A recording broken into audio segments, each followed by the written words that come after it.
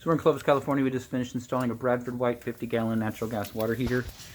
Right here you got your model number, serial number. If you want to go to bradfordwhite.com, hit register, and give them that serial number, and of course all your contact info.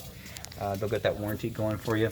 Up at the top, we give you some new brass nipples coming out of the wall. We took the old galvanized nipples out, hot and cold, put new brass in, then of course a brass shutoff valve. So all brass construction to stainless steel flexible corrugated supply lines, and then same thing on the hot side down to a pump. We installed this Watts pump, so that's on, and the water's lit. The water heater is lit right now, so it'll be a couple hours before you have hot water, but it is recirculating. It's on a timer, and so that's good.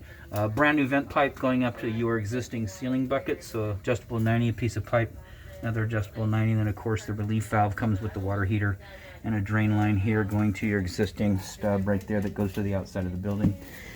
Upper third is adjustable strap, lower third is adjustable strap.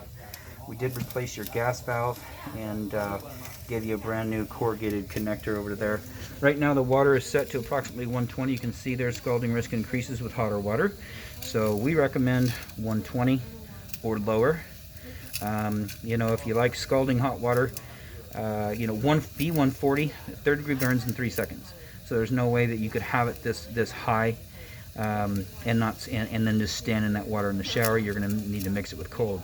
Here you're at 130. You might be able to stand in that, but still, you know, if you have thick skin, that's great. Thin skin, you're still going to get scalded. So, anyways, we recommend just leaving it on hot, and then of course, burner's lit. When you get a cover plate on here, give you a cover just for this. It's the drain valve, and so you can drain this once a year if you want.